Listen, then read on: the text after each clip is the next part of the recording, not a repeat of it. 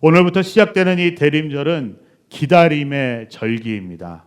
앞으로 4주에 걸쳐서 우리가 대림절을 보내게 되는데요. 아까 우리가 광고 시간에 이야기했던 것처럼 각 주마다 주제가 있습니다. 바로 소망, 평화, 기쁨, 사랑, 이 네 가지 주제 가운데서 우리를 위해서 이 땅 가운데 오신 주님을 우리가 함께 기뻐하고 다시 오실 주님을 기다리며 나아가게 됩니다. 우리의 삶 가운데의 이 기다림이라는 것은 그 대상이 무엇이든지 간에 참 어려움을 느끼게 되죠.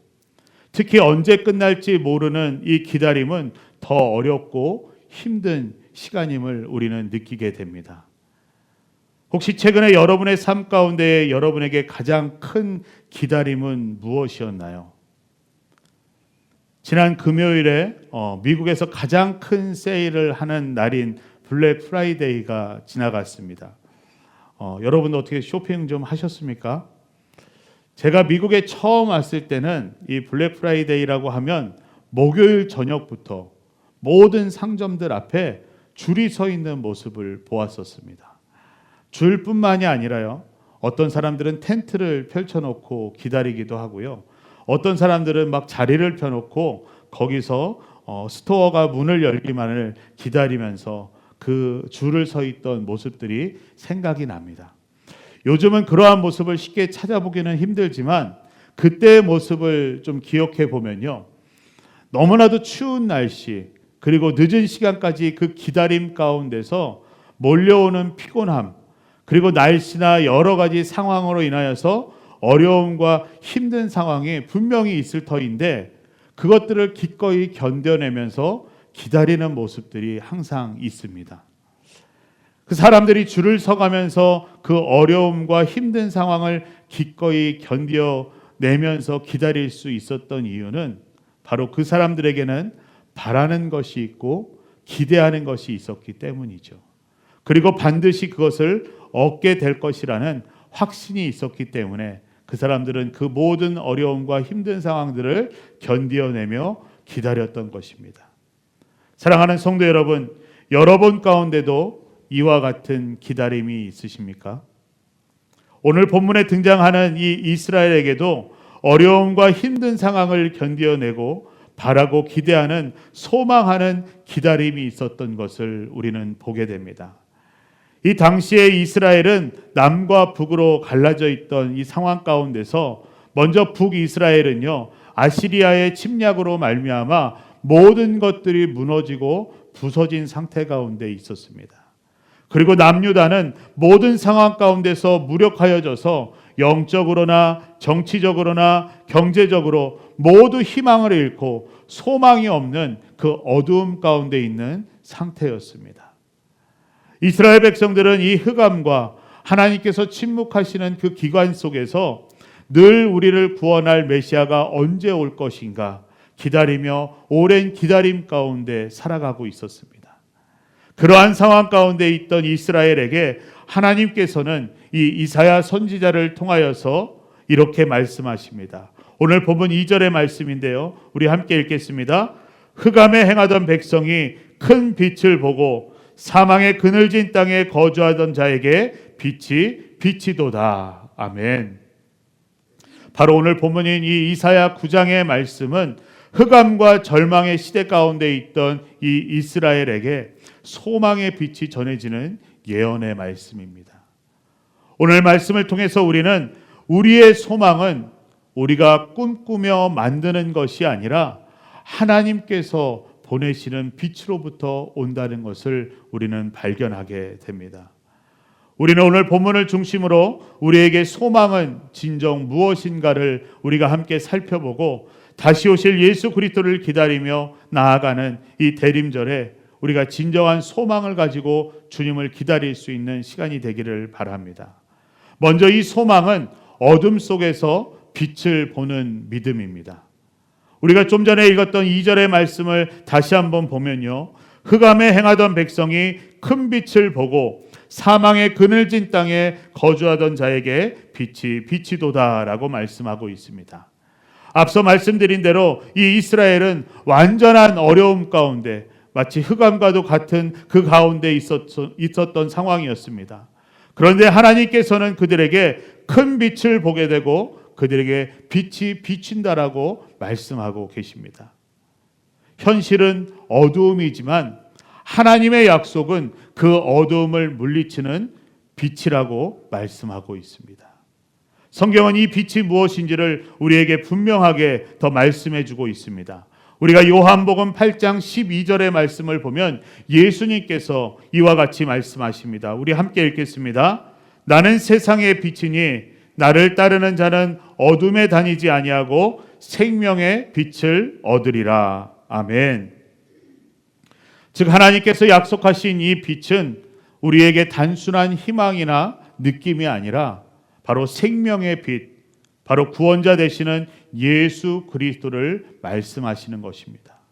생명의 빛 되신 예수 그리스도를 우리가 믿을 때에 우리 가운데 소망을 갖게 되는 것이죠.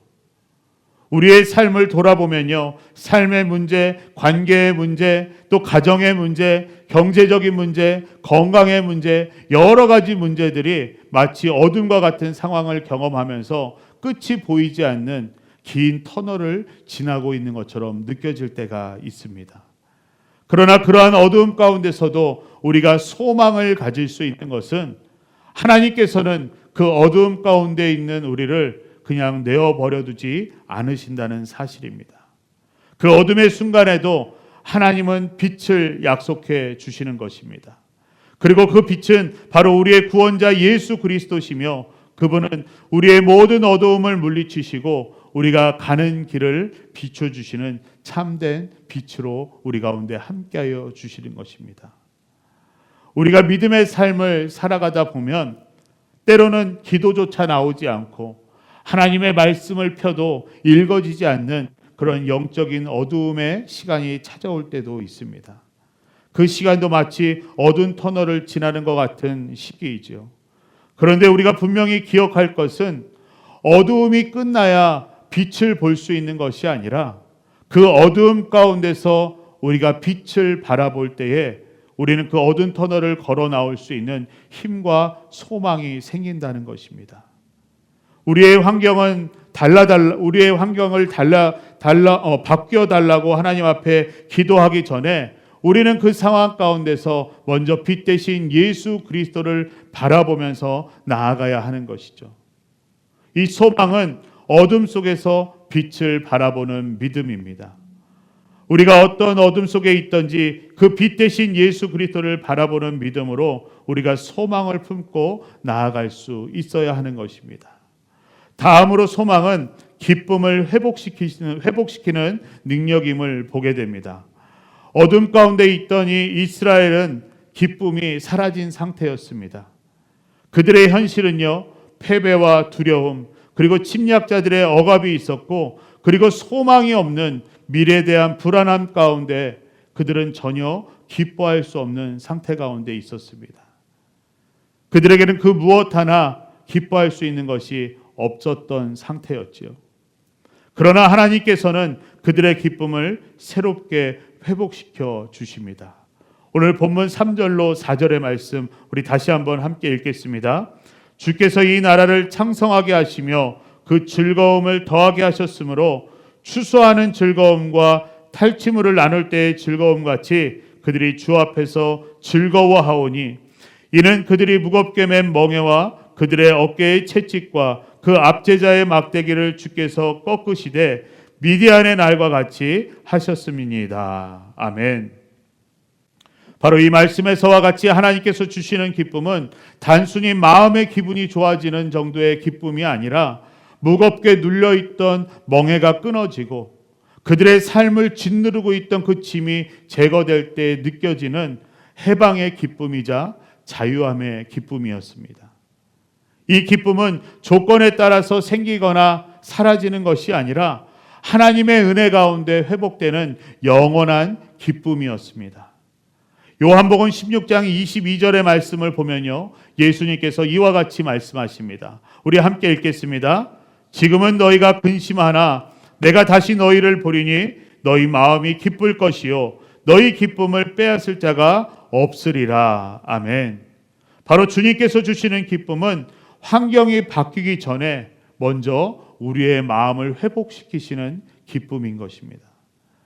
저는 종종 어려움 가운데 있다가 하나님께로 나아가서 기도하고 찬양하는 가운데서 하나님께서 저의 마음을 회복시켜 주시는 그러한 경험을 자주 하곤 합니다. 하나님께서 제 마음을 회복시키실 때에 제가 가장 먼저 느끼는 것은 바로 제 안의 기쁨이 회복되는 것입니다. 찬양 중에 눈물을 흘리면서 예수의 이름을 부르는 순간에 제 마음에 오래 잊었던 평안과 기쁨이 찾아오고 하나님께서 저를 회복시켜 주시는 것을 저는 경험하게 됩니다.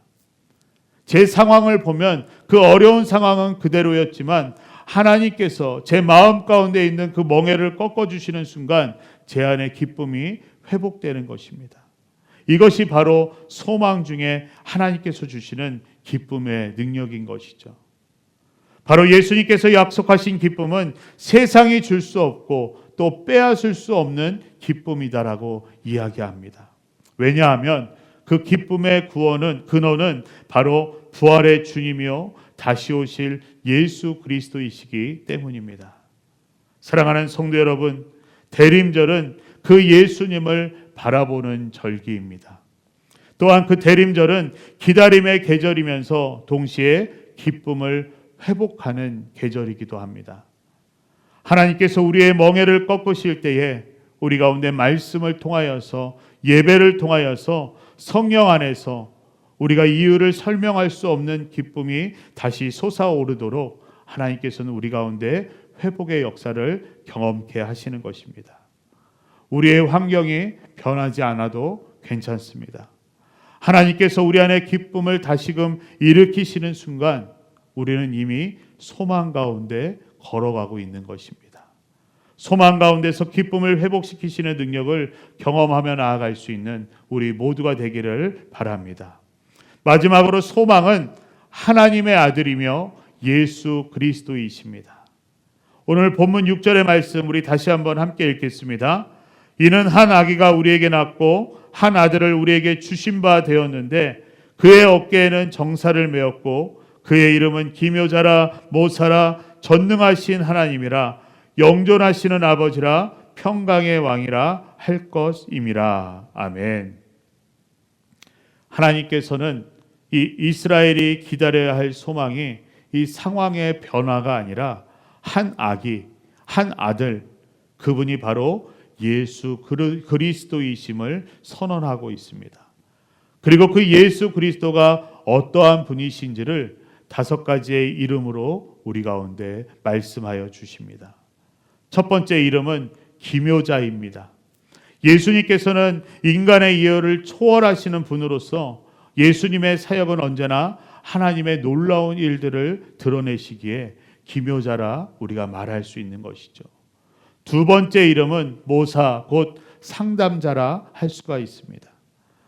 우리를 가장 잘 아시고 그 하나님의 지혜로 우리를 인도하시는 분으로서 예수님께서는 우리의 삶을 가장 정확히 알고 우리를 가장 올바른 길로 선하신 길로 이끄시는 참된 상담자가 되어 주시는 것입니다. 그리고 그분의 세 번째 이름은 전능하신 하나님이십니다. 예수님은 단순한 메시아가 아니라 능력의 하나님이십니다. 그러하시기에 예수님께서는 이 창조의 주인이 되시며 지금도 모든 것을 주관하시는 전능하신 하나님이신 것이죠. 그리고 네 번째 이름은 영존하시는 아버지이십니다. 예수님께서는 우리를 순간 돕는 분이 아니라 우리를 영원히 지켜주시는 분이십니다. 우리의 과거와 현재와 미래를 영원한 사랑으로 품으시는 그러한 분이시기 때문에 우리는 그분을 영존하시는 아버지라 부를 수 있는 것입니다. 그리고 마지막 5번째 이름은 평강의 왕입니다.